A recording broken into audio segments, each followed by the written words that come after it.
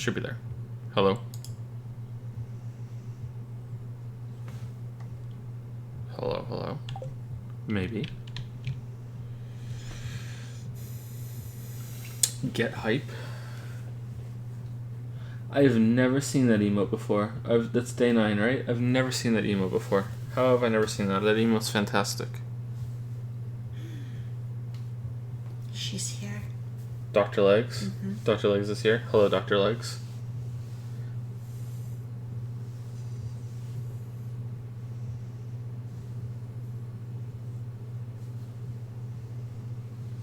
Hello, Joe. How's it going, family photo shoot? Oh my god, Joe, no why? What do you mean? What do you mean, no why?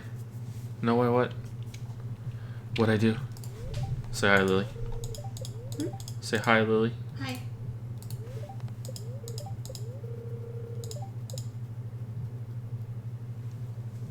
Thoughts on Siri being a BAME actor? I don't know what that means. I love your streams, but it's 4 a.m. here. Thank God I have insomnia then, I guess. Well, we're doing a service where you Sir Fappingsworth. Interesting name.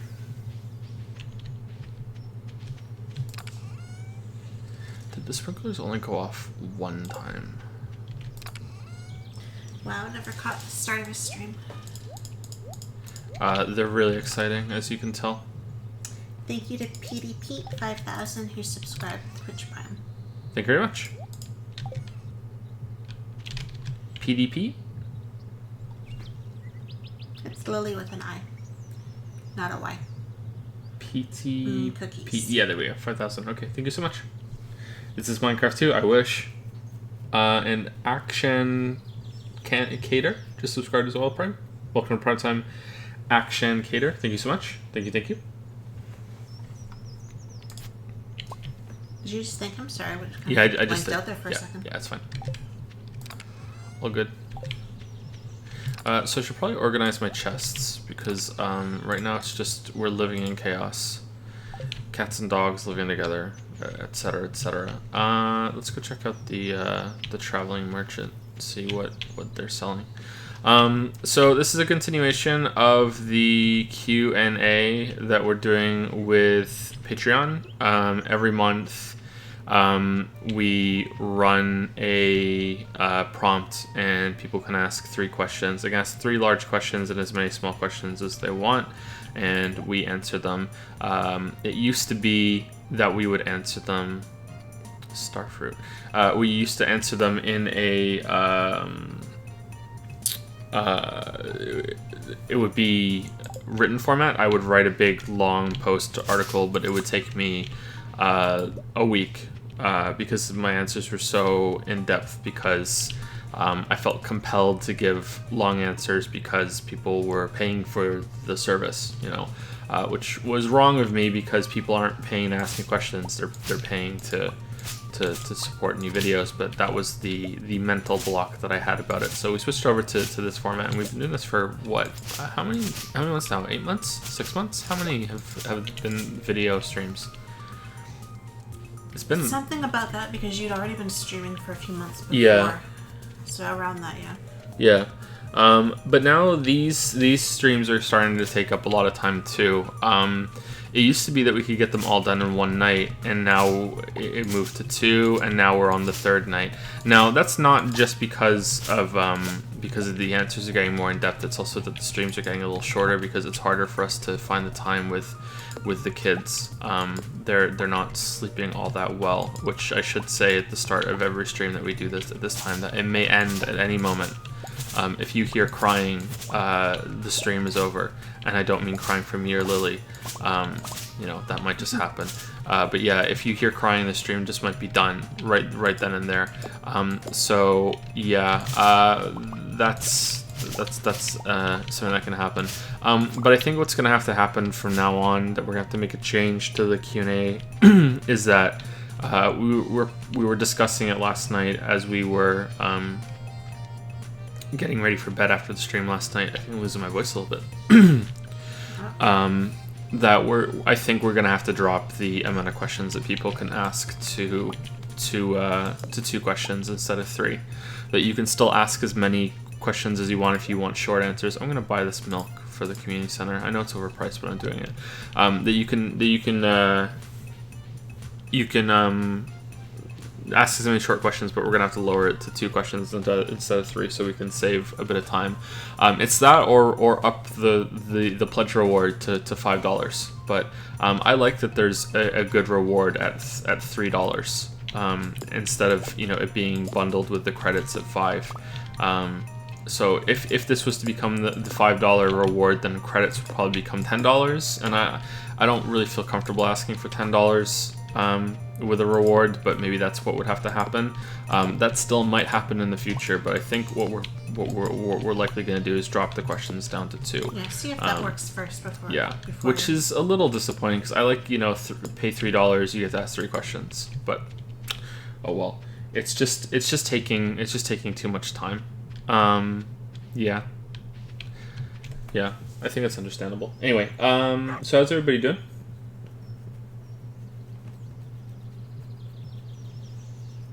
Thank you, Lonely Hearts, for the new sub with Prime. Welcome to Prime Time, Lonely Hearts. Do you know Sergeant Pepper? Thank you, Transhaxion. I completely missed the end there. Thank you very much for the new sub with Prime. No, it's not a new sub. Sorry, I'm reading off a different screen. It's a 5-month resub.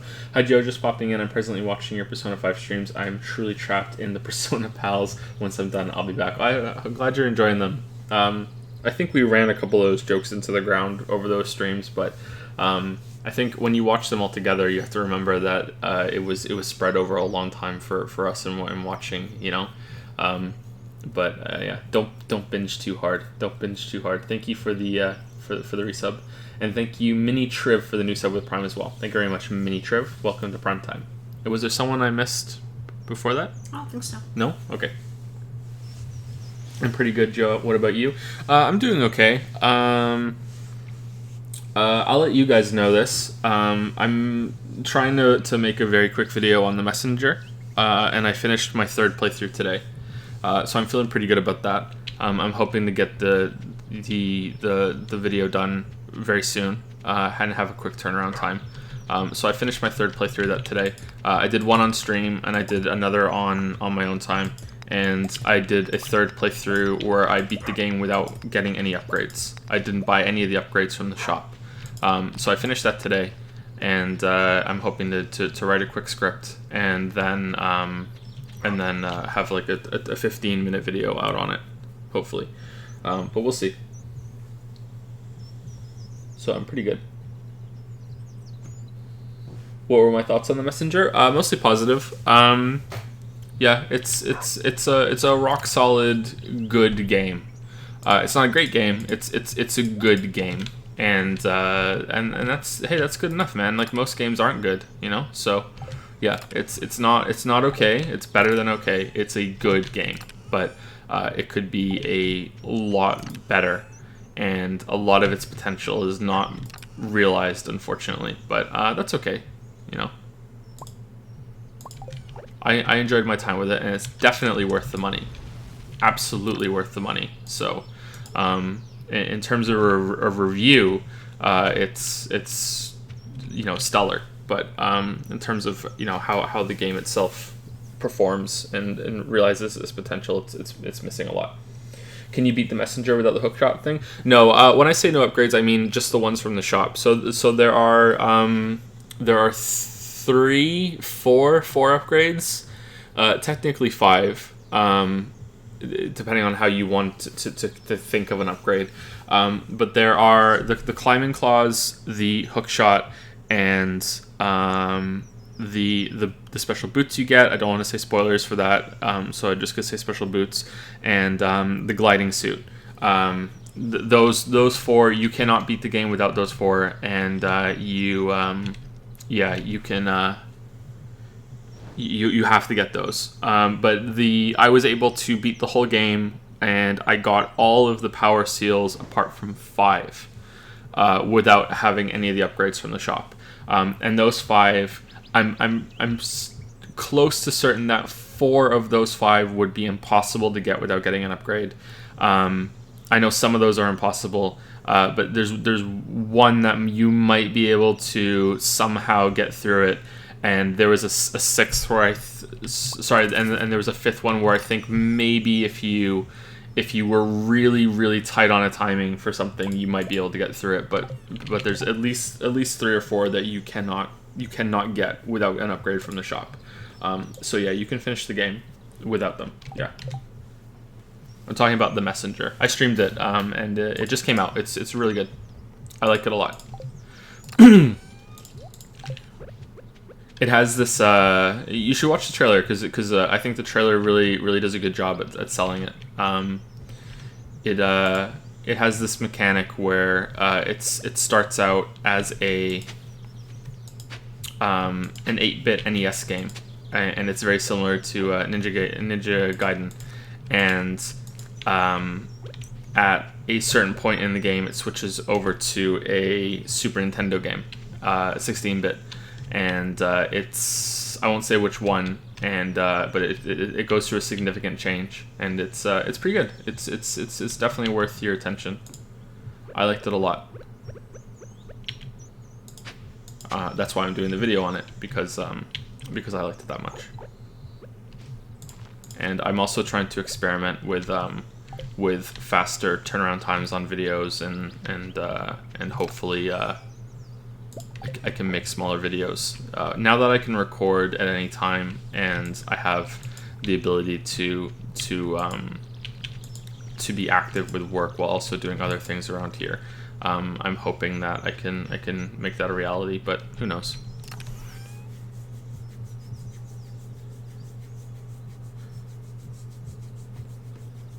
Goodbye, Joe. Love your videos. Have a great day. You too, Elite Pajamas. Cool name. There have been hell ads for the Messenger all over Twitter. I see one every time I look at it. Really? I didn't know it was getting that well advertised. I know there's quite a few people that are talking about it, which surprised me because I thought it just came out of nowhere. But yeah, so we'll see. Yeah, I don't promise. Like I might end up like trying to finish the script, and I might not get anywhere with it, and I'll be like, oh, okay, I guess I can't make it, because I have a deadline with Danganronpa 2 starting. Right, I can squeak out some of it after that. The streams aren't going to be that long, but there needs to be some balance. But yeah, what am I doing in the game right now? I just did this planting. I'm just going to use my energy to cut down some trees, I think. Let's just do that.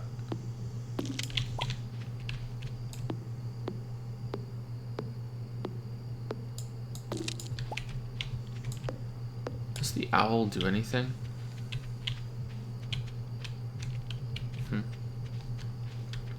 Don't think I ever noticed the owl before. I didn't. You didn't notice the owl either? You know, sometimes an owl flies over the farm. I don't remember that happening when I played it the first time. Maybe I just never noticed it. I don't know. There's different formats that could work for the channel. I was thinking about trying to do some videos with a very strict word count, that it can't go over a certain amount, and seeing how that turns out. So instead of doing nothing on a game, especially one that just came out, I could enforce a limit and see how that goes. Because not every game needs the big, huge commentary / critique treatment. I used to do that more often back in the first year of the channel, but it's harder to do that, and often those videos would end up being quite large as well. It's only until recently that I got better at really judging what kind of game is going to get the big huge video, because when I would start projects I would have no idea, and lately it's been easier to judge. I learned that if a game has both story and gameplay to talk about, it's almost certainly going to be 2 hours long. It's going to be a monster. Hollow Knight is just all about the gameplay, and it's an hour long. As much as the new God of War video is like, holy shit, it's 3 hours. If you combine the 2 Uncharted 4 videos, it's over 2 hours, and that's just Uncharted 4, which doesn't have nearly as in-depth a combat system as God of War, and the story is about the same in terms of what there is to talk about. So yeah, God of War is kind of par for the course for the rest of the channel. So yeah, picking a game that is very story heavy, or picking a game that is very gameplay heavy is a good way of getting smaller videos out, I think. The long videos will never go away, right? I'll never say never, because, you know, I'm not going to be doing this channel forever. You know what I mean? Like there's definitely an end game plan, and at some point, you know, it'll be, thanks for watching, this was the last video. But like that's at the absolute like earliest, you know, 5 years away. Like that's a long way away. Yeah, and log videos will always be a part of that. I enjoy making them, but there needs to be more regular content. Thank you to Mooiz, who just subscribed for 11 months. Thank you, Mooiz. Mooiz? Mooiz. Mooiz? Wiz. Wiz? Oh, I said it right. Okay. Thank you, Mooiz. Being a Joe fan is suffering. Hey, the absolute earliest 5 years. 5 years is a long time.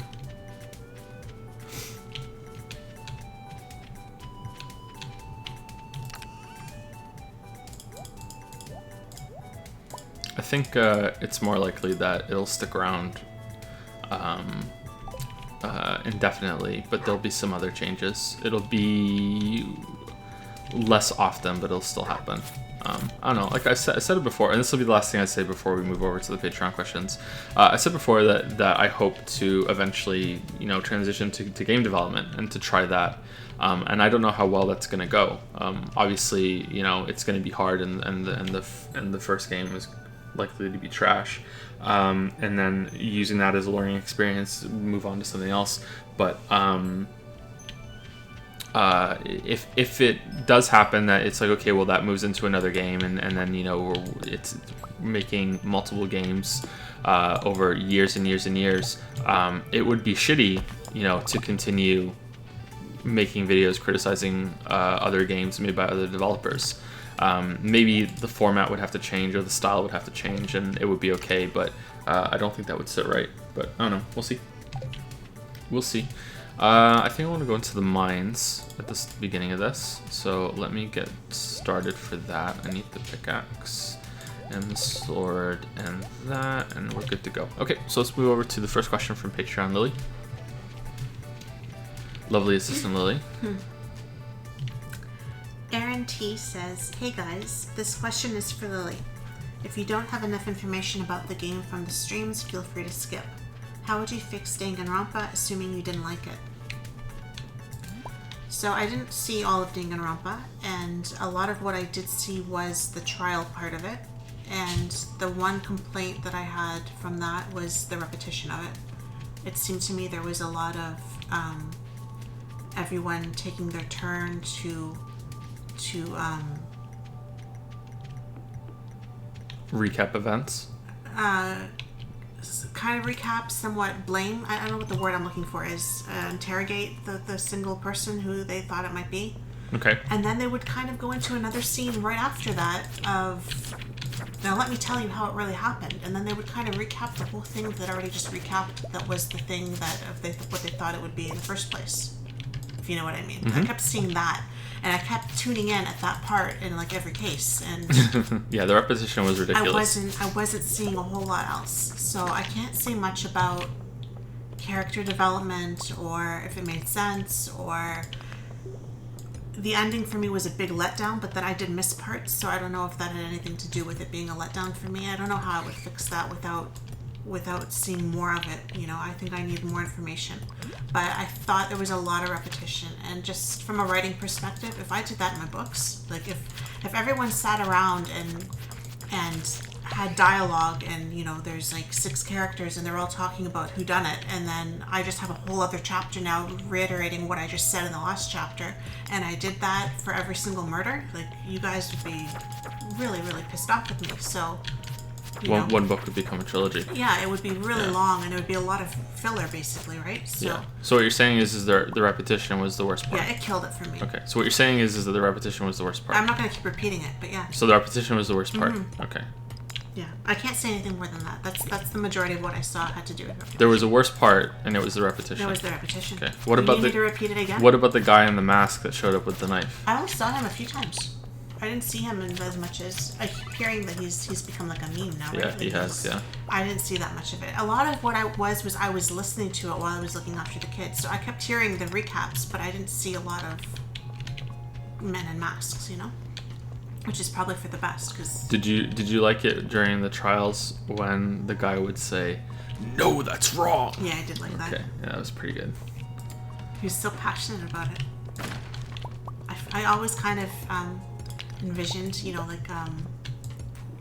can't do it. I don't have anything to do it with. Like slamming your fist down on the table and rising out of your seat and being like finger in your face, like, no, that's wrong. Objection. Yeah, no, that's wrong. Like that. Yeah.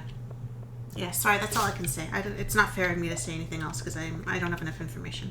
Sort of like you can't handle the truth, that kind of moment. Yeah, like that. Yeah. Exactly like that. Like the face is all red and veiny and like rising out of the chair, and Do you remember last Christmas that someone made that scene from that movie, and they changed the subtitles to be that Tom Cruise's character is a kid trying to ask if Santa Claus is real. Yes, I do remember that. That was great. If you haven't seen that, you should look that up. But not now because you're watching my stream. But yeah, that was fantastic. You can't handle the truth. Yeah, that was so good. So this question is for Joe. You mentioned liking 21 Pilots in the Q&A, but I never got a clear answer on this point. What did you think of Blurryface? Blurryface was really good. Yep. I'm not really that excited for. They just released 3 new songs leading up to a new album that's coming out in October. I can't remember what it's called.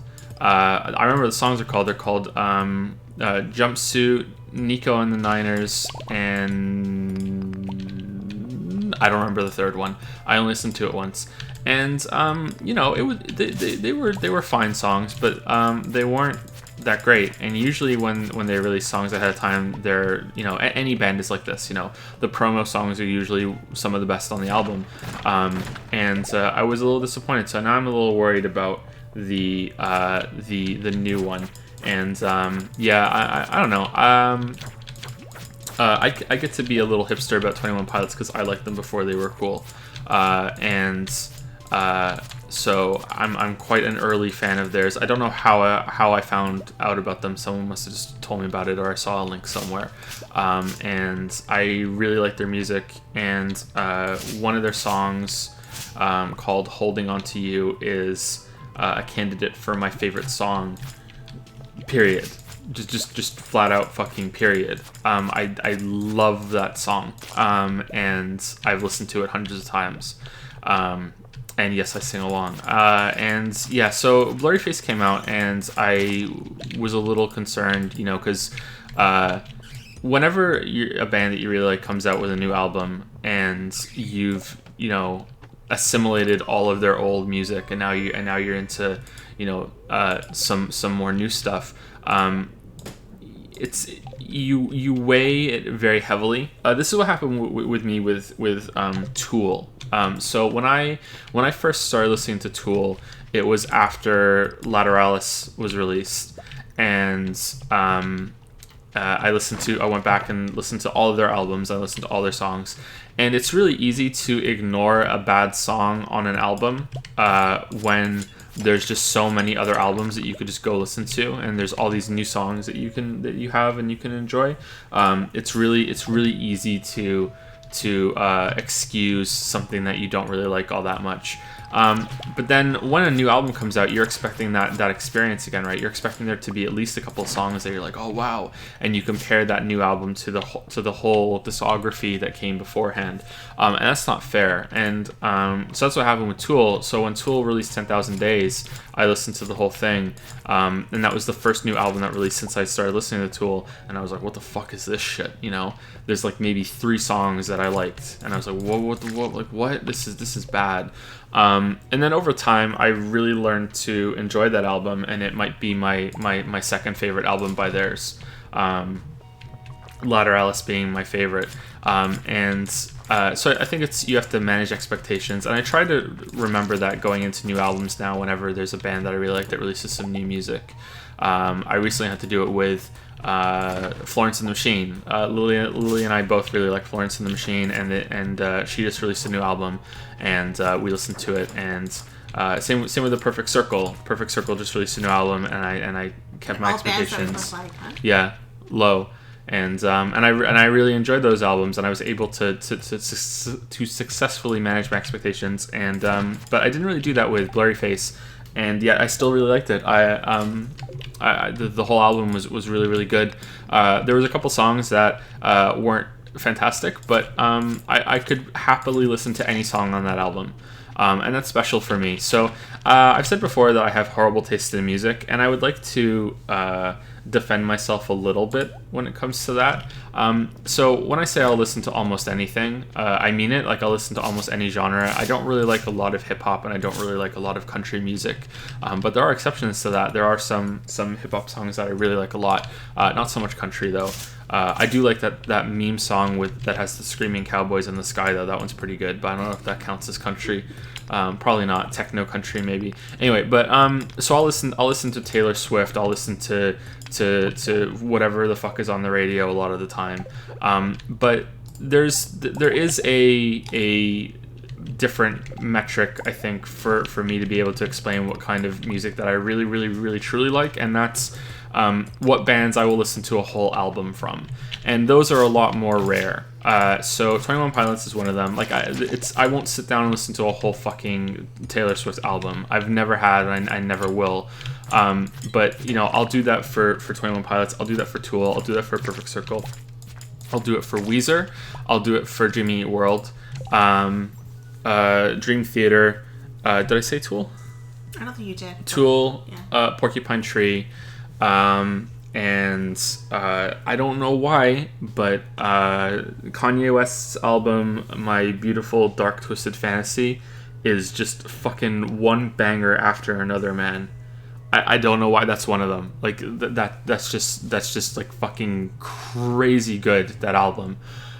So yeah, that's a more accurate representation of my music taste, I think, and it paints me in a better light than, you know, I'll just listen to fucking anything. That album is so good. You need to listen to the whole album. You haven't yet. Heard that. That's the album. The fucking one of the final songs has just one of the best drum beats I've ever heard, and it's just like, you'll like it. It's just so good. Oh man. Yeah, but it's a really, really good album. I don't even like him, and that album is just a fucking stellar. Anyway, so yeah, that's a better representation of my musical taste, I think, and yeah. Blurry Face, I liked I think pretty much every song I heard from that album. There are a couple songs like I really that I heard, and okay, so I didn't hear every single one of them. No, you did. We like, played the whole album. Most of them. There's one that you really liked that I was gonna add, but I can't remember what it was called. But like, for the most part, The Message, maybe. Maybe The one where he gets a little bit more reggae, and maybe you like that. I don't know. I just You remember, really liked Fairly Local, Fairly right? Local's Fairly my Local's your favorite. Yeah, on that album, I'm not sure what is my favorite. Probably Lane Boy. I really like Lane Boy. But there's some songs where, and this is gonna sound unfair of me, and it's gonna show some of my bias, and I'm very sorry if this offends anybody. But the lead singer of 21 Pilots is very religious, and when he has songs about God and he gets all into that, it kind of rubs me over the wrong way a little bit, and it's just. Yeah, like I know that's bad of me and I shouldn't care, but when something becomes more of a religious anthem, I kind of like, I'm not really that into this. I have bad thoughts about religion in general, unfortunately, and that's my cross to bear, no pun intended. Yeah. Not Today is my favorite on that album. That's a good song. I like almost all the songs. The song I'm talking about when it comes to religion is I think The Message. And yeah, it's I like that song, but knowing what it's really about is kind of like and there's some imagery in the jumpsuit video that I feel almost like it's condescending, like I just have a real big problem with that because I went through a lot of religious lectures when I was a kid, and in my experience it's not healthy. But like I said, that's my own issue, and I'm sorry if that disappoints anybody, but yeah, that's how I feel about that. Yeah, so I think that's a good answer.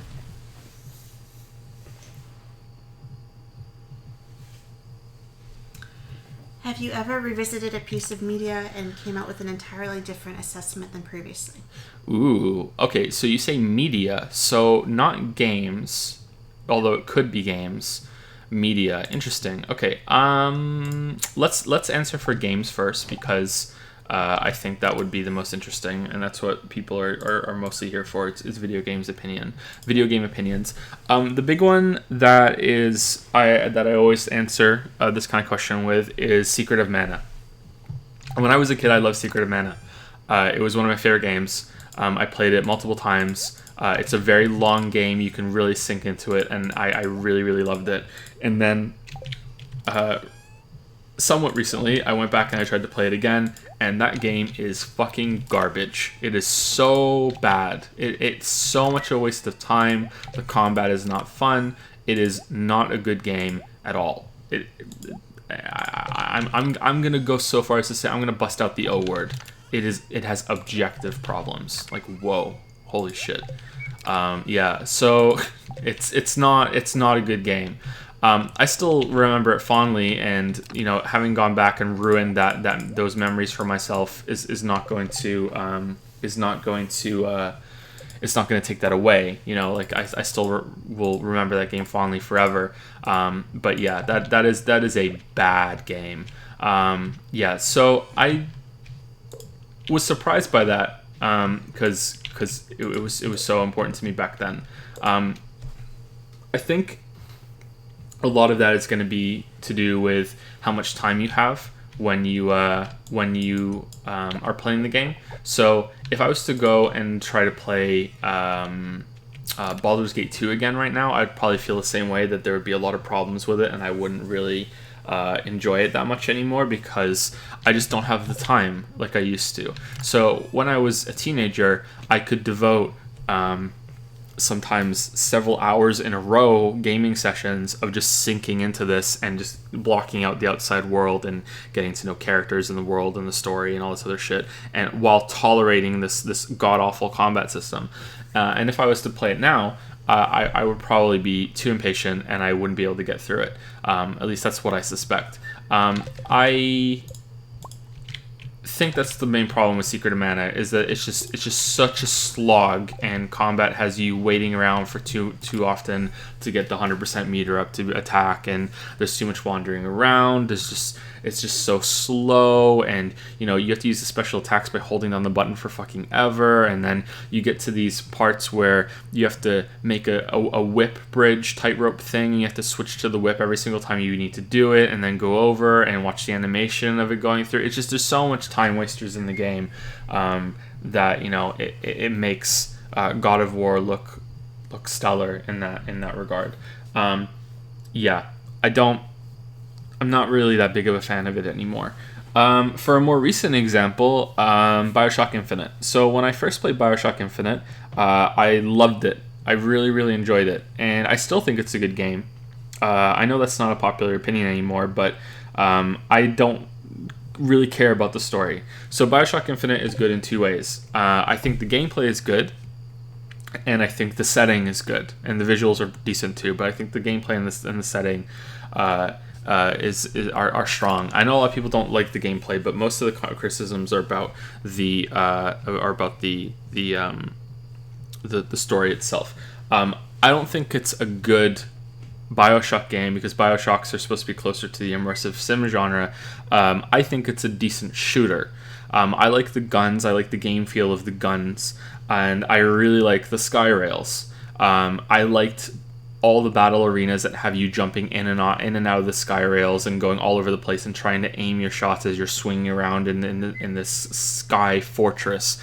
That's what I liked. And every single time that there was a sky rail and I was able to shoot with the mini bosses and all the other shit going on the sky rail, I had a lot of fun. If I had played it like Call of Duty and hid behind a bunch of boxes and played it like a cover shooter, I would feel very differently. But yeah, that's how I feel about BioShock Infinite, or how I felt when I went back and played it again fairly recently. I don't know, like I suspect that maybe there was something wrong with my mouse settings or something, but everything felt kind of wrong, and I was starting to rethink what I had previously said to some people here on stream and on Discord, because it was just wrong. It just, the shooting didn't feel good, you know, and this was before I played Doom as well, so it wasn't because of Doom. So yeah, I'm not sure. Maybe it was just I was more into it at the time, and maybe I'm completely wrong, and I need to rethink that opinion and rethink saying that to people, because maybe it is bad. But yeah, I'm not too happy about that, because I remember enjoying that game a lot, and now I don't really enjoy it that much. Yeah, so that's a more recent example. For a piece of media, I'm trying to think of a book.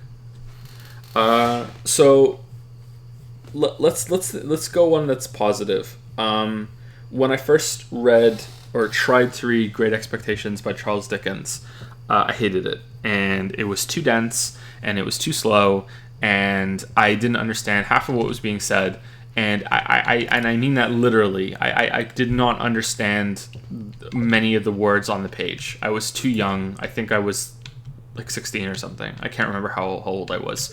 And I hated it. I hated it. And I put it down. I was like, oh, Charles Dickens fucking sucks. And then I think maybe 4 or 5 years later, I picked it up again. And I tried again. And it was just like wonderful. Like, oh my God, the words are dancing on the page. And it's such rich, you know, prose, and holy shit, and all those other, you know, cliche terms when you're describing good writing. And it was just wonderful. It was like, holy shit, I can't believe I didn't like this before. So there's an example of something going the other way. But for other books, I don't think so. I don't think there's ever been a book that I read and I enjoyed a lot, and then I went back and read it again. I don't usually reread books, so I don't think there's ever been a book that I've gone back and I've hated after the fact. I don't think I would enjoy Catcher in the Rye as much now as I did when I first read it, so I can speculate about that. I don't think I would really go in for that very much. I reread Catch-22 and I loved it, maybe even more the second time than I did the first time. I understood more of it the second time because I'm older now and I can get more out of it. But yeah, I can't really think of a book. I'm trying to think of a movie. Has there been a movie that we've watched and we really hated it and then we went back? We recently rewatched Gladiator, and by recent I think like 6 years ago, because that's how time is weird now. And I loved that movie when I was a teenager. That was one of my favorite movies when I was a teenager. And then when we watched it again, you watched it for the first time with me, because I was like, you have to watch this movie, it's the fucking best movie, I loved this movie when I was a teenager. And then I was watching it and I was like, oh, this isn't really as good as I remember it being. You know, it was still a good movie, but I was like, you know, this isn't really that great. Yeah, you know, put that so on a huge pedestal. yeah, so maybe that's why. Yeah, but yeah. I recently watched Eat, Pray, Love, and I read the book years ago and I didn't enjoy it. But then the movie came out and I was like, okay. So I started watching it and I got maybe halfway through it and I was like, I just can't. I can't watch this. I can't. I like Julia Roberts, but I can't. And then Netflix remembered my spot. Like I clicked on it and I was like, oh, I remember I was watching this, but then I couldn't start watching it in the middle of the movie because it's been like a year or two since I tried to watch it, right? So I went back to the beginning and I was watching it, and I actually got through the whole thing and I enjoyed it. So I didn't enjoy it when I was like 22 or whatever when it came out, and I remember reading it and thinking, wow, everyone's raving about this book, and I think she's really selfish, and I don't understand what everyone's going on about. And I remember you telling me that. I got really bored, and but then when I watched it now, I felt like I got a lot more out of it, and it's not great. I'll probably never watch it again, but like compared to how hostile I was about it to begin with. Do you still think she's really selfish? I think more it's like not so much selfish, more stupid. Like Really? Well, it starts with she's married to some guy who keeps pushing her to have kids, and she's a writer, and she's all about career, and there's all these things she wants to do before she has kids. So she keeps kind of putting it off and telling him, okay, well, eventually, and they've been married like a couple years. So my thought is you should have had this conversation before you got married if you didn't really want kids and he really wants kids, because now you're going to get divorced. So at the time I was like, oh, she's leaving him to pursue all this stuff. That's really selfish. Now I'm kind of looking back at it. Now I have kids, and and I'm kind of like, I see why she wants to do these things, but I still feel like you kind of dragged him along for no reason, and that's not really fair, so I still don't have a great opinion of her, but the movie itself wasn't bad, like I enjoyed parts of it, and I got more out of it. Maybe if I read the book now, I wouldn't I would have a better opinion of the book. I don't know. But it's my thought is it's probably that I've gotten older now and I've experienced different things now, that I'm bringing more to the table now than when I first saw it. Mm-hmm. So my opinion has changed, not so much. Yeah, I think anything that you didn't like, you should try it again at some point, like 5 or 10 years in the future, just to see, right? Like, who knows? I can't think of something that I liked and then read it again or whatever and didn't really like it.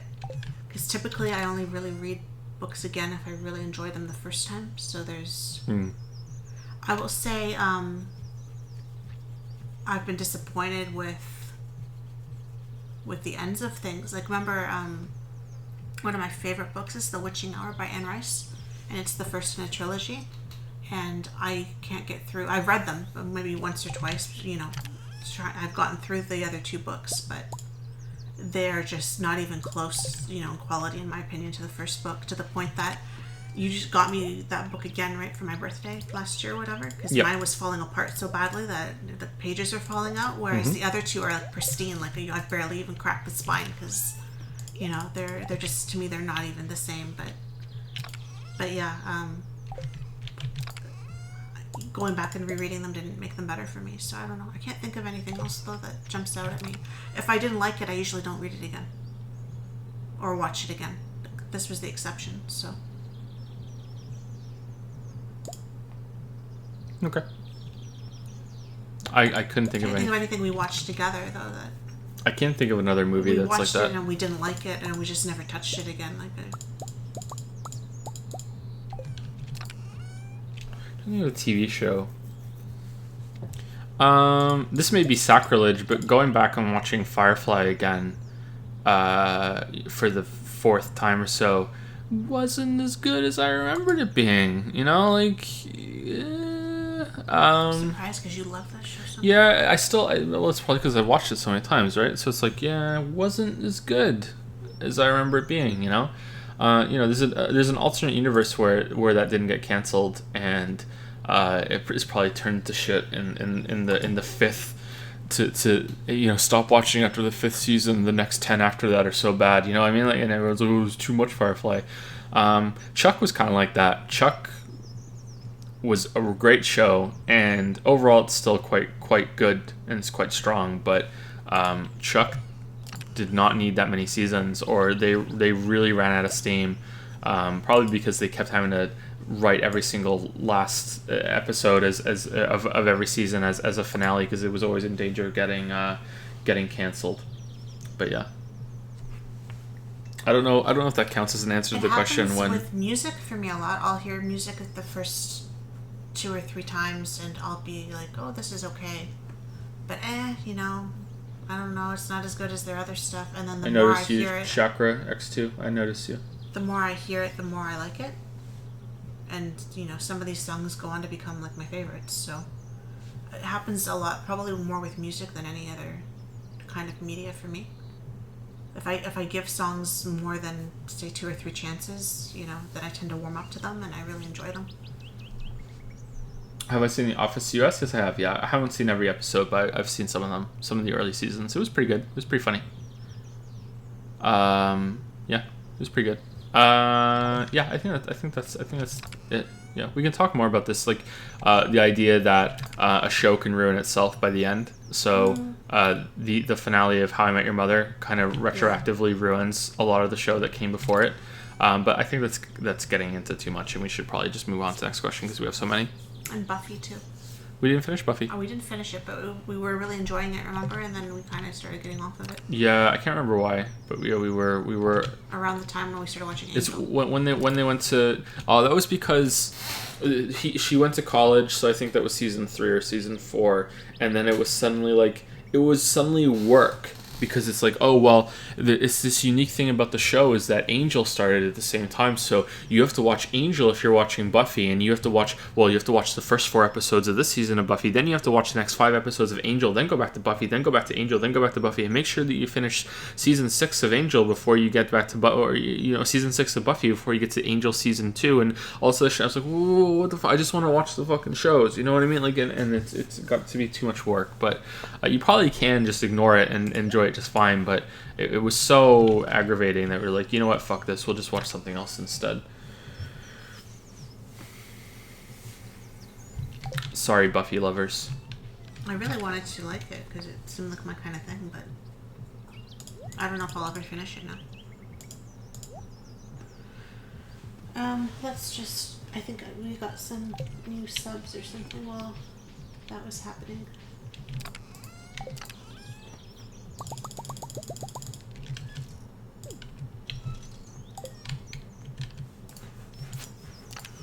I can work your computer because maybe I can't. Did it just shut off or something? What's the problem? Oh yeah, it shut off. I'm gonna touch anything and break it. Oh my god, why did it make that noise? It doesn't have a CD drive. Why did it sound like, or it doesn't have a disk drive? Why did it make a noise like that? That was so weird. What about Twin Peaks? I've never watched Twin Peaks. I'd like to, but I've never watched it.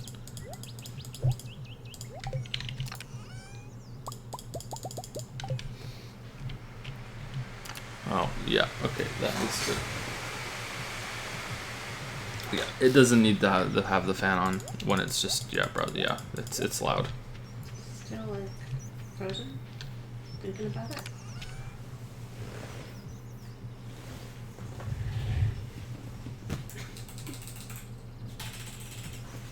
Uh-oh. Is it busted?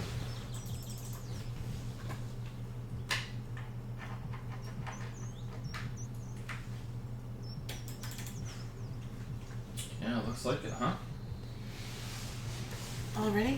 Already. You're experiencing technical difficulties.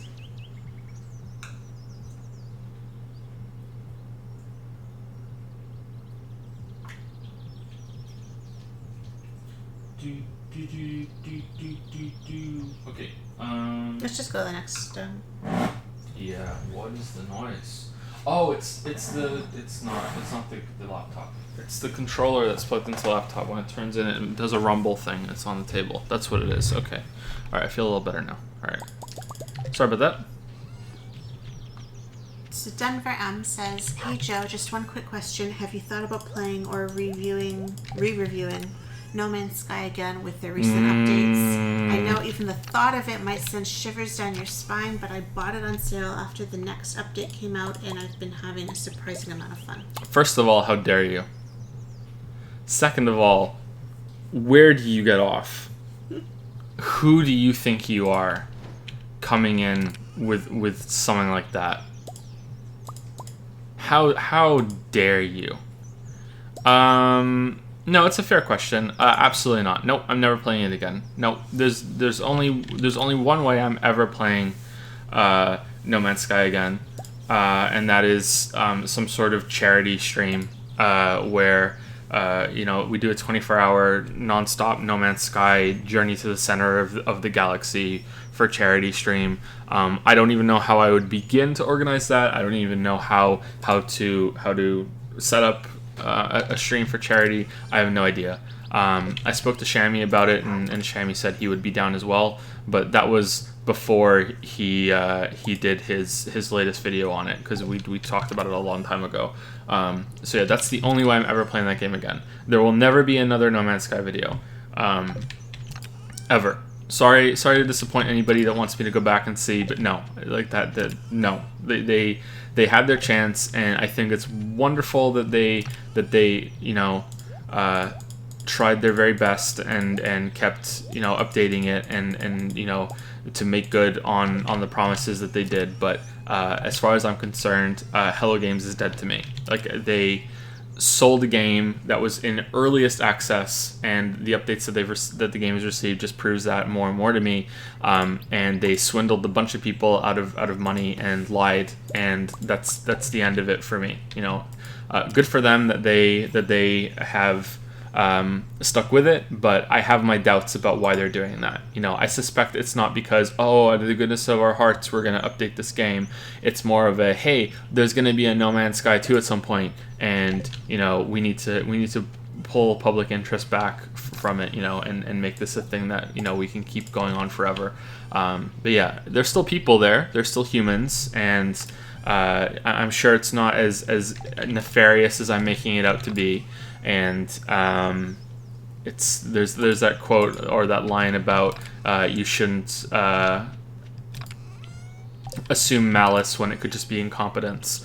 Hanlon's razor, I think. But yeah, I'm done. Nope, I'm done. No, never, ever.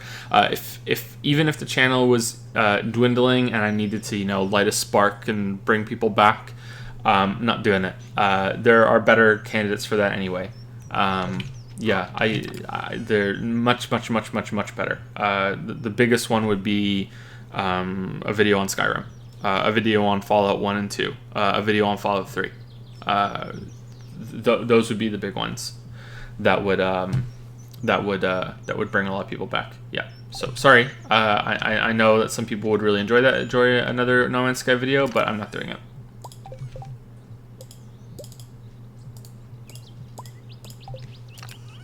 I take away that timeline, that Twitter profile picture on the banner at the top, and this is what I get. They think maybe you're on the fence then. This is what I get. All right, laptop's working.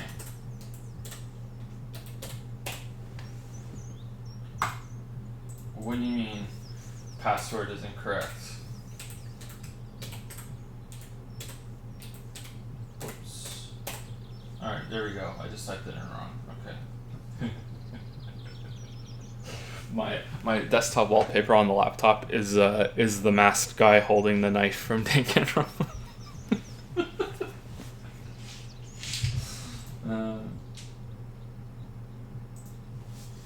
Alright, Streamlabs.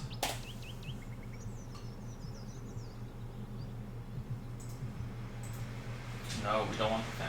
No. Things were you interested in when you were in high school? Is this from chat? Yes.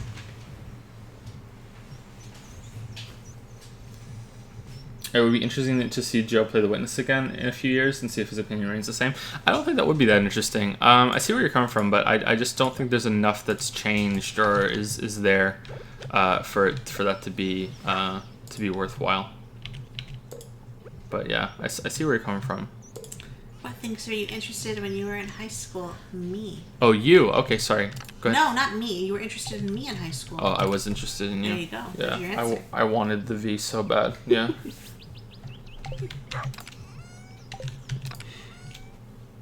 Yeah. What else was on? Just mostly video games. Writing. Yeah, writing video games, movies, books. Yeah. Just the usual things. Makoto normie tier stuff. Yeah. So, thank you to Biscuit Badger, who subscribed. Thank you, Biscuit Badger. Thank you, Biscuit Badger. Thank you to Stackmaster20, who also subscribed. Stackmaster20. Thank you very much. Thank you to Coach Ruin, who resubscribed for 3 months and says, Joe, listen to the Wonder Years. The Wonder Years? What? What's That's the what Wonder it says. Years? Isn't that a movie? It was a TV show. TV show? I used to watch when I was a kid. With Winnie. Winnie? That was the girl. Everyone loved Winnie. I don't. I don't remember anyone else's name except for Winnie. Thank you to SSBM Racer who resubscribed for 9 months and says, "What's this?" Okay. Thank you to Girl Scout. Thank you very much. Girl Scout. Resubscribed, yeah. And thank you to Apocalyptic Gymnastics who subscribed with Prime. That's a cool name. Thank you, Apocalyptic Gymnastics. Oh, and that ow thing, that face thing that I never know what it is. Yeah. That was part of That was part of it? the what's this? I don't know. Yeah. I don't know. Oh, maybe that was the context. Oh, for it. that's what it is. Yeah, Okay. All right. I tend to just ignore that now because Yeah. it's a face, right? So Yeah, I still don't really fully understand that. I don't know where they're coming from when it comes to that shit, yeah.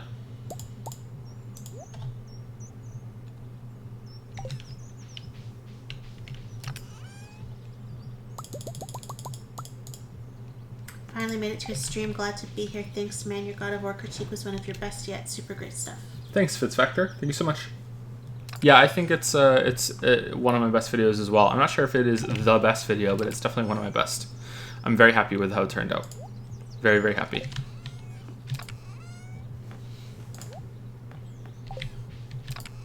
Again, sorry if this is tedious. I'm just reorganizing the boxes, but just remember that we're not really playing the game. It's just here as some background stuff. Yeah. So, pronounce it oh whoa. I kind of like Oh, the whoa. oh woo though. Oh. And if it's supposed to be a dog, isn't that more convincing? Oh. I don't think it is supposed to be a dog. Someone said it's supposed to be a dog. I thought it was supposed They're to be just an. dogs, That was supposed to be an owl. They're just dogs. Maybe they don't know. Yeah, maybe nobody knows. Yeah, maybe nobody knows. Maybe all the rulers are wrong. Who knows? Okay, so this is the foraging and random carrot chest. All the aquatic stuff is going in here. This is the junk chest. I hate doing this stuff. I hate it so much. Why do games do this? Just have. I hate it so much. Cookies should go in here. Bug meat should go in here. Okay. What's the next question from Patreon?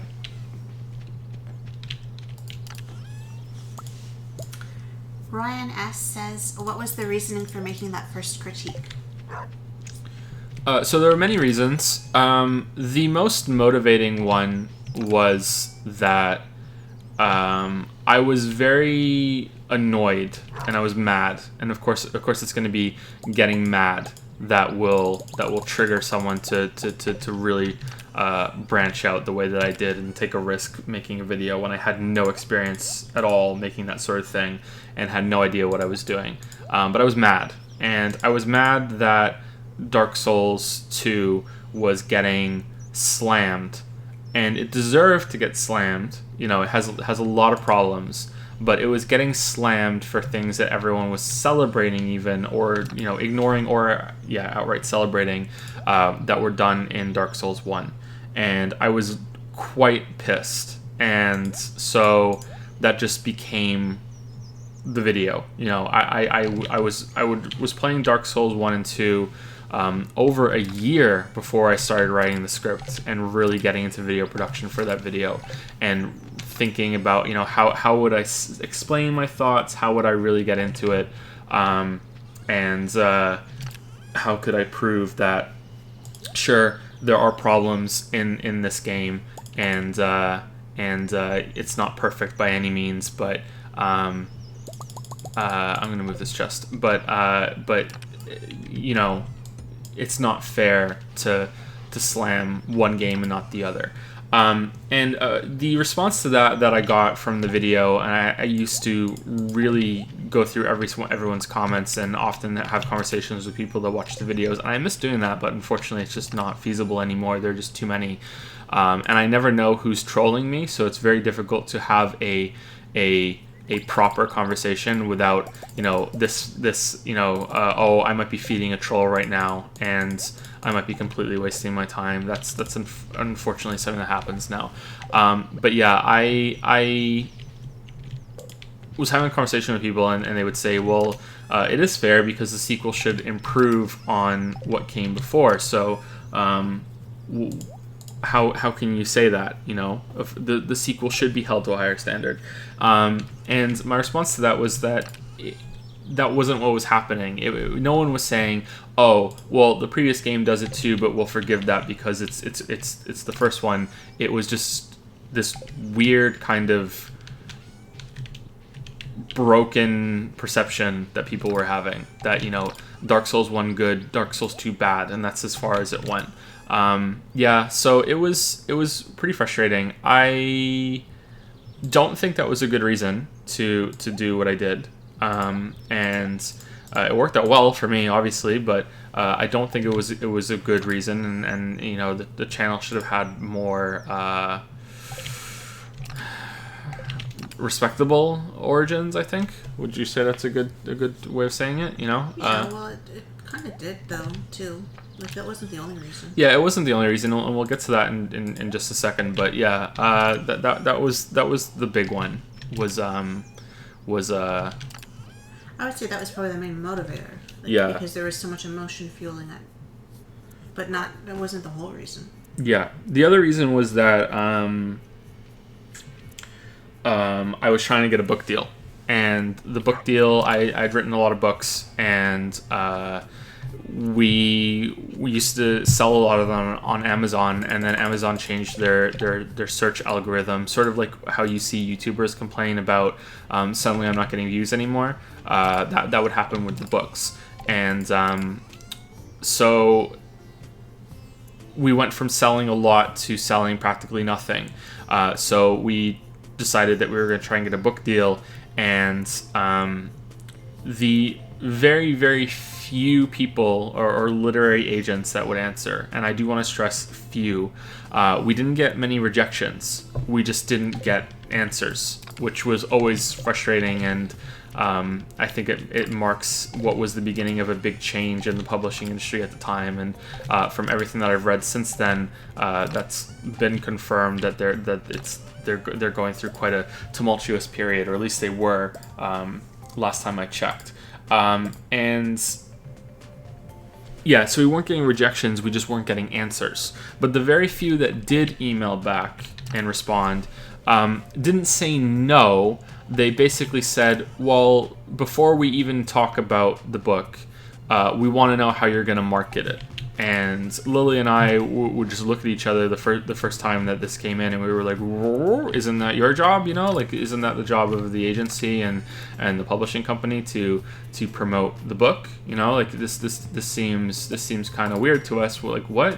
And then we researched it, and we found out that the new thing, in order to stand out, is that you have to have an online presence. You have to have a previously established audience for them to take a chance, as they would say, on new authors, because it's such a oversaturated business, or what's the right word for it? Market.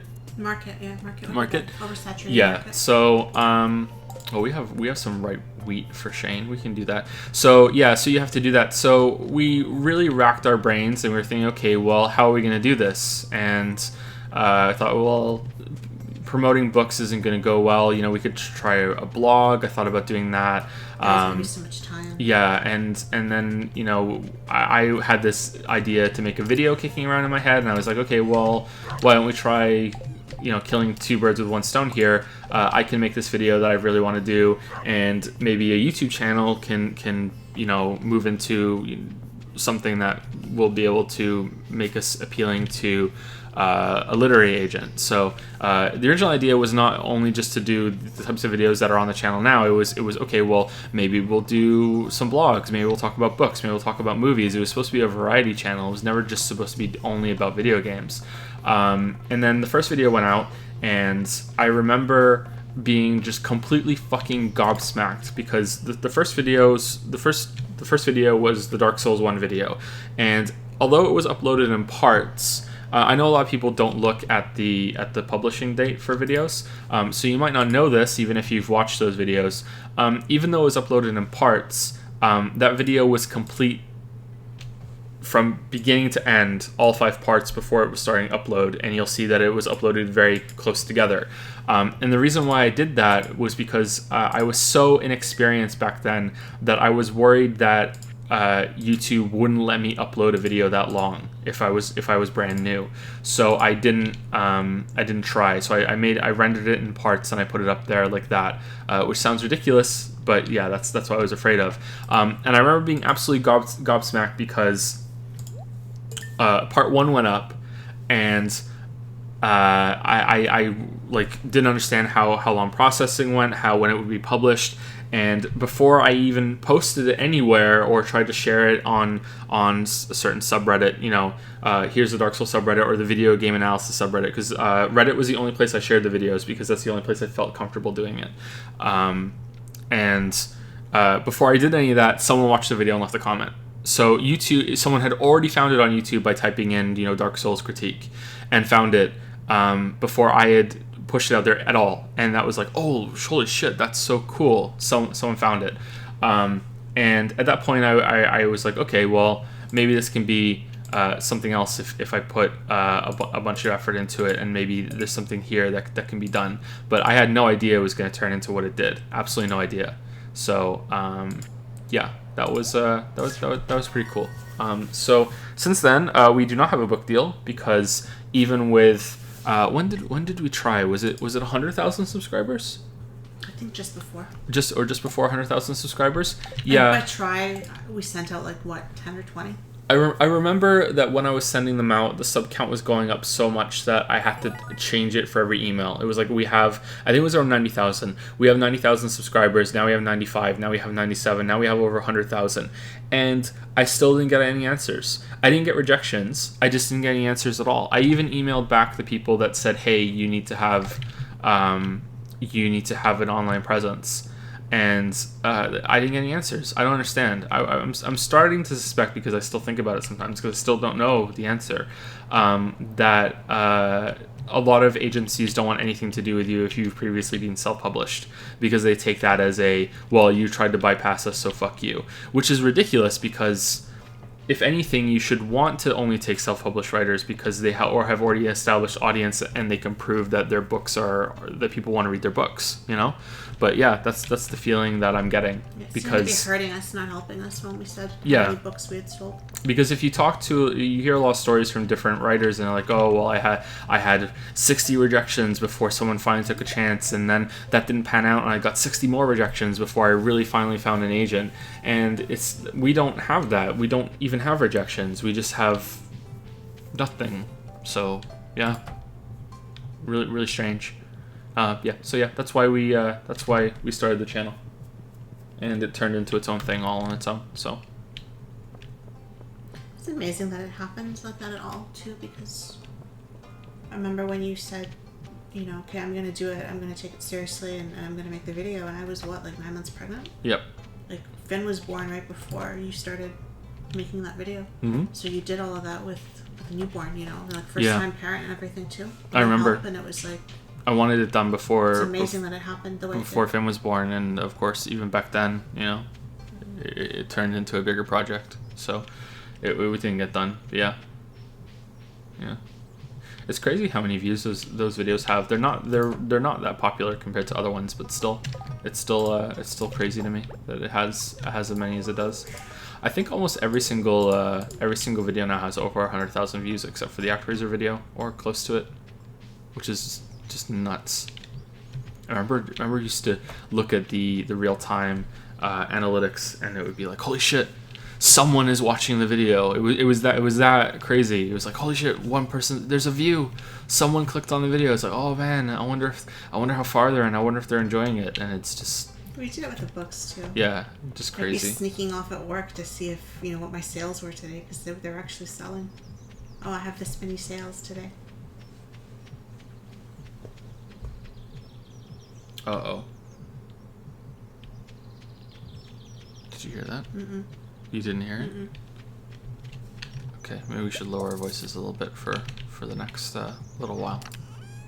Was that their only question? Yeah. Yeah, okay. Is there anything from chat we can answer quietly? Are you still writing plans 2? Sorry for my ignorance.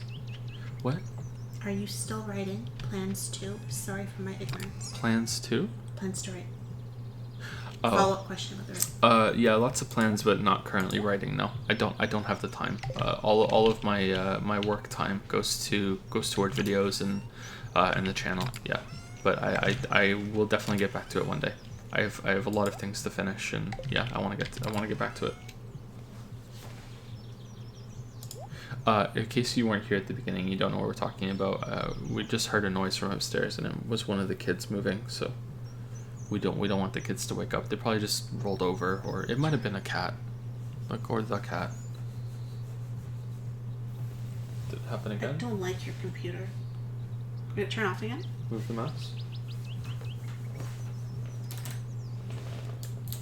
Or it doesn't like me. It's one or the other. Let's see. The fan might kick on again. It might be loud. We'll see. I wasn't doing this last night. Last night I held it pretty good. The openings of Fallout 3 New Vegas only has 93k. I forgot that video existed until you said it.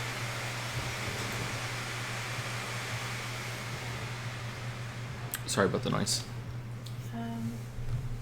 Thank you to Ozzy Spengler who subscribed. Ozzy Spengler? Yes. Thank you very much, Ozzy Spengler. Thank you to Saucy Carp Dog. Saucy Carp Dog. Who used 100 bits and says, what is your next critique? Next big critique will be The Witcher. Witcher 1, 2, and 3. That's the next big critique.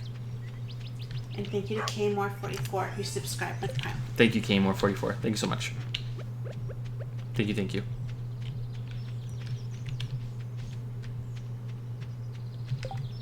Someone's asking when the near video will be. Sometime after The Witcher. All big videos are currently on hold for The Witcher to be done. Yeah. Which takes longer, writing a book or making a review video? And if books take longer, does that also include how big of a project The Witcher video is? It's going to depend on the size of the video and the size of the book, obviously. Sorry to give you a trite introduction answer to that, but yeah, it's going to depend. In general, I would say that the videos take longer. Let's say a video that's 3 hours long or 2 to 3 hours long, compared to a book that is 80,000 to 100,000 words. I have books longer than that, but let's say that's what we're looking at. In terms of work hours, the videos will take longer. There's so much to go through, and there's so much that has to be done, and a lot of that work is pure work. So I don't know if there must be a term for it, but I don't know it. So what I mean by pure work is that if you have a job as a waiter, or any job where you're just on the clock and you're at work for a shift for 8 hours, maybe shift work is the best way to put it, and there's nothing to do at some point in those 8 hours, or you can find a way to kind of let your mind wander, or you can slack off a little bit during those hours, or you can what are you doing, dog? I think you guys get it. Like you're a security guard that works at a terminal at a parking lot or something, and you have a computer in front of you, and when no one's coming, you can go on the internet and go on Twitter or something, that sort of thing. That's not pure work. Whereas the hours that go into videos is pure work. Like when I say to edit an audio file takes 6 hours, it's not a 6 hour shift and I can kind of slack off here and there. No, it's 6 solid hours. Every single minute of those hours is spent working, and if I don't do it, it's just going to push the amount of time that it takes over. It's just going to keep going. So in terms of pure work, the the videos take more. But in terms of overall hours, I'm going to say the books are going to take longer because it's a creative process from start to finish, whereas the videos aren't really that. They definitely are creative process, and the writing is the same way. The writing is definitely in that same area, and to some extent, so is the video editing. Especially if you want to get really in depth with details in it, like I did with the God of War video. But it's still not quite as intense of a creative process as the writing part, whereas the book is going to be that from start to finish the whole time. So I would say that, considering that when you are writing a book, there's going to be a lot more times where you take your hands off the keyboard and sit back and just think for a little bit. I'm going to say that the books are more take more time overall. I think that makes sense, right? Would you agree? Yeah, I would. Yeah. Well, I don't know exactly because I don't make YouTube videos, so I can only go by what I see, right? But there's a lot of planning that goes into the writing. There's a lot of time thinking about what you wrote and rereading it and everything to see where you left off and make sure it flows, and then there's all the editing and all of the rewriting and everything that probably goes into it after the end of it too, right? It's not just writing the novel. It's there's cleanup and everything that happens afterwards. So. Well, there's a lot of editing for the scripts as well, but usually the scripts aren't as long, right? They're not, well, yeah. Editing something that's 25 to 30,000 words. But that seems more clinical to me, that you're recording it and you're reading it and you're reading it again and again and again, and then you're cleaning it up and then you're cleaning it up again. Whereas there's still a bit more creativity, I think, that goes into the book writing where, does this still happen? How am I getting to this? I'm adding this and taking this out. It's not so clinical. Should we go with Forester to get Lumberjack, or should we get Gatherer to get Botanist? Tracker is kind of I think Lumberjack is better to have all trees have a chance to drop hardwood, because hardwood is kind of hard to get. Let's go with that. Let's do Q&A. Ralph Clogs says, Hey Ralph Clogs. Hey Joe, I hope you and Lily are doing great. What's your opinion on Nintendo? I like the Switch, but they keep doing weird things like Labo? Yeah, I think it is Labo. I think that's how you pronounce it, yeah. Is that the whole question? Oh, okay. I'm still mostly positive about Nintendo. I think they make good games, but they really need to get with the times, and I think that too many people give them a pass. They're pretty much the Apple of the video game industry. They make stuff that is way too expensive, and they're backwards in a lot of ways, and they have the most fanatical fans that will defend objectively bad decisions. But even it's not as bad as Apple, because even Nintendo fans, are hesitant to defend their shitty online system, whereas Apple fans will eat a lot more shit, I think. But I might be speaking out of ignorance there. I'm not sure, but yeah, I think there's some big problems there, and they get away with too much shit. Labo is okay; it's for kids, right? But as I tweeted out at the time, there were a lot of people that were pissed off about the Labo thing, like, oh, this isn't for me, what the fuck, the Nintendo fans that felt slighted, which is hilarious to me, considering how slighted really, really old Nintendo fans should feel about their most recent games. But hey, never mind about that. Yeah, it was, it's for kids, but even I tweeted that there's no way that a kid is really going to get a lot of mileage out of this thing, because it's going to break. It's fucking cardboard. But that is one of the least weird things that Nintendo, has done. Their games stay expensive for way too long, and then all of a sudden they're out of production, and they're hard to find. They announced that they're going to be releasing some cool new thing like the NES Classic, and then don't make enough to sell because they want it to be like, oh, it's a hot ticket item, and scalpers end up getting so many of them. It's really bad. Dog, what are you doing? I feel like they're completely leaving their old base in the dust lately. But I could be wrong about that because I feel like I'm in the minority. I feel like there are people who are around my age that have been playing Nintendo games for as long as I have that are still really happy with the latest Nintendo games. But to me, they're really disappointing, and I don't know why they're not including parts of their games for long-term veteran fans that have been playing them for so long. And it's really disheartening. I think a lot of people didn't understand that about the Odyssey video, that they saw it as a Nintendo hater making some hit piece or something, or someone who is a part of the console wars that prefer Sony, even though I've been very critical of Sony games in the past on the channel and in the same kind of videos. The real reason why that Odyssey video is so brutal and is so critical is because I was so goddamn disappointed. I love the Mario games. Galaxy 2 is one of my favorite games of all time. So is Yoshi's Island. I played the shit out of Super Mario World when I was a kid. Same with Super Mario All-Stars. Those are some of my favorite games. And here's this game in the latest series. So the latest game in the series that feels like it's not for me at all. And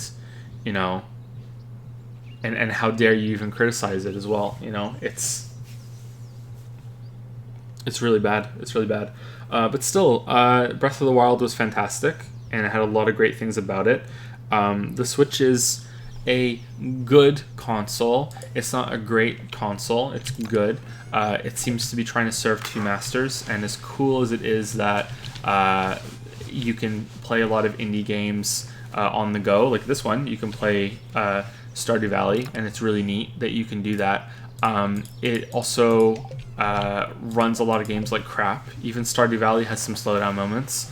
Hollow Knight seemed pretty solid when I played it, for as little as I did, but I didn't get any of the big chaotic areas, so maybe it isn't that stable later on. But from what I've heard, it's quite well done. But Enter the Gungeon had multiple areas where the frame rate just tanked and it was shit.